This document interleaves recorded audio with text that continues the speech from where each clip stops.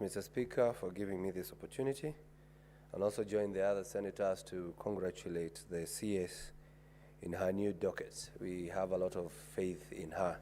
She's going to execute her mandate diligently. Mr. Speaker, my people in Juja are in pain. They're mourning because of the human-wildlife conflict, or what we are referring to as the hyena menace. Hyenas have killed about 22 people in Juja, Mr. Speaker. Our children, they go to school at 9 a.m. because they cannot go at 6 a.m. because they will be killed by the hyenas. My question is, Mr. Speaker, what specific measures are being implemented to ensure the safety of my people, the people of Juja, the residents of Juja, following these attacks by the hyenas? Thank you very much, Mr. Speaker. Answer those the three, then we do the last round.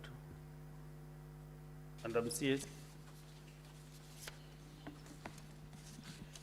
Thank you, Honorable Speaker. I will start with a question on compensation for human-wildlife conflict. Together with the National Treasury, payments have been made for the last 2 years. We are now in the process of operationalizing the county wildlife compensation committees that had not been finalized, so that the process can be mainstreamed and streamlined. We are also digitizing the process for accuracy and efficiency. There are proposals to introduce insurance products moving forward, and the ministry is working with other stakeholders and partners to see how we can have diversified resource mobilization that can be used for human-wildlife conflict compensation, and also activities to promote human-wildlife coexistence and addressing the reasons and ways of stopping the conflicts. Honorable Speaker, in regard to cruise tourism, Mombasa and Lamu Port have been marketed as cruise tourism points, and many cruises are docking, and we have diversified water sports and other activities. We have scheduled meetings at the coast in the next couple of months so that we can work with stakeholders to come up with specific activities, opportunities that are available for implementation. In regard to the hyena menace in Juja, we do acknowledge that it has been an issue of a devastation, or an issue that has affected lives. And when this happened, KWS deployed rangers to respond, and we ensured that they are stationed there 24 hours each day. We are also having education and awareness programs, a lot of work in translocating those animals. We are also having consolation fees that is being paid. We are working with NEMA to deal with the quarries that were not restored, and those have become the hideouts for the hyenas. Honorable Speaker, I want to confirm that together with the leaders and the people of Juja, quite a lot of activities have been undertaken, and in the last couple of weeks, the situation has been contained, but we are still camping there to ensure that the matter is conclusively resolved. Thank you, Honorable Speaker. Thank you, Honorable CS. The next round of questions I'll ask Senator Abdurrahman Abdullahi Miraj.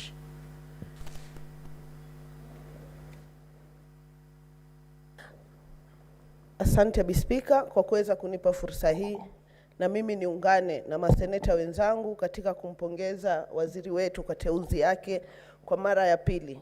Huu ni uthibitisho wa kwamba ni mkakamavu katika kazi zake.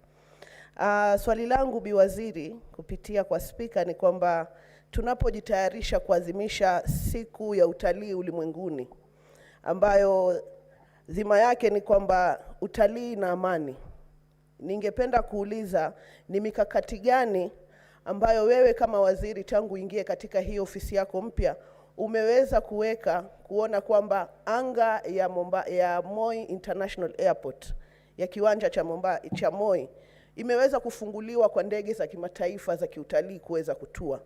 Nilisimama hapa mwaka jana na nikaweza kuliuliza swali hili kwa waziri wa uchukuzi, lakini kukawa na minomino mingi na mivutano mingi.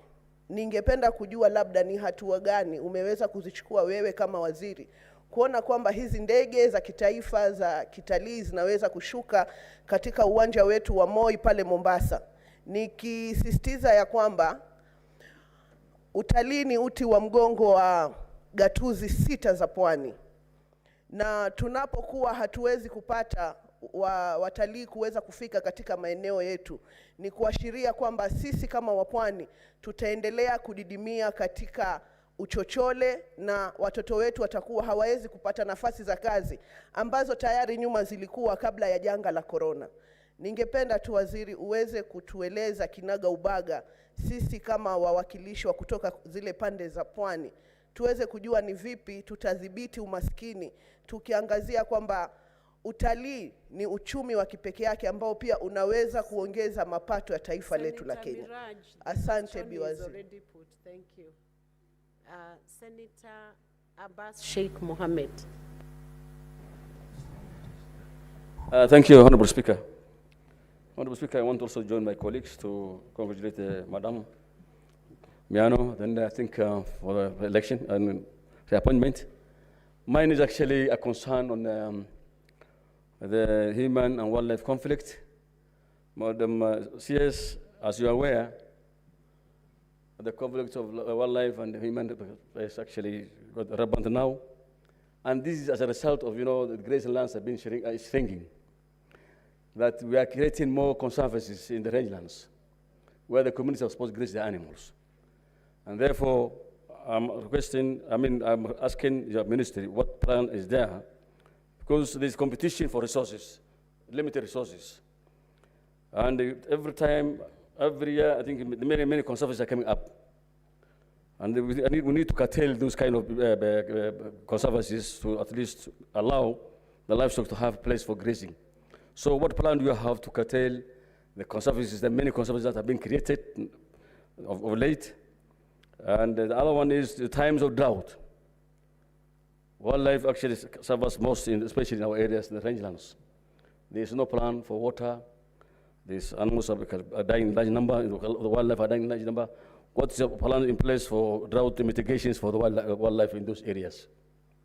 Whether you have any drought mitigation or interventions during the drought times, so that the wildlife can be able to coexist with the livestock. Thank you. Senator Kathuri Murungi, Deputy Speaker. Thank you, Madam Speaker. Madam Speaker, I like to ask a supplementary question. Just last week, we lost a gentleman from Egembe North, Antobatwe Kiongo Ward, Mr. Kimani, who was killed by an elephant. And the same elephant, it slammed down several houses, destroyed crops. I think the CS is aware of this, or the Director General of the Kenya Wildlife Service. As my colleagues has put it, Madam Speaker, human wildlife conflict is a serious problem in Kenya. Even when I served in the National Assembly, there were, as you heard the CS mention, the backlog is maybe up to 2013, and we are now in 2024. So the ministry must come up with a strategy on how to pay the compensations for those people who have been killed, who have lost their property. And the reason why this problem is, especially in Meru, is because the national park needs a lot of facilities. The animals there need water. There are no water ponds which have been programmed. So I wanted to know, especially from the CS, when water will be available for the animals in the Meru National Park, and also accessibility, because the loans to access the national park are dilapidated. So my specific question was about the compensation, but also to know the plans that the ministry has to give animals water in the Meru National Park and to open up the loans therein. Thank you, Madam Speaker. Honorable CS, you can respond to those 3 questions and then you take the next round of questions.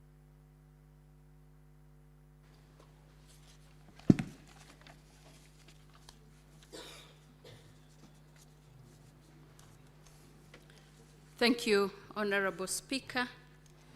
The first question on tourism and security, which is the theme for this year's World Tourism Day.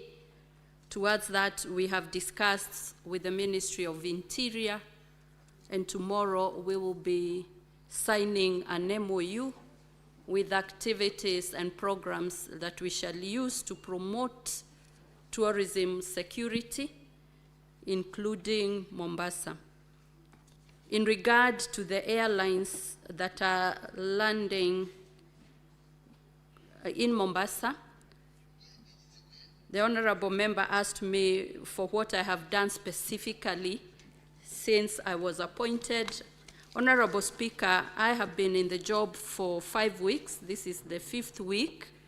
But I want to confirm that we've had a conversation with the Cabinet Secretary for Transport with a view to discussing more airline access, and especially those that were operating even pre-COVID, that had already been licensed, and how they can make a return. I wish to confirm that Fly Dubai operates direct flights to Moi International Airport, and also KQ operates 7 times per week between Dubai and Mombasa. And Mombasa being a critical tourist destination, we feel we need a lot more access than we have. And we'll continue having the discussions even in the days to come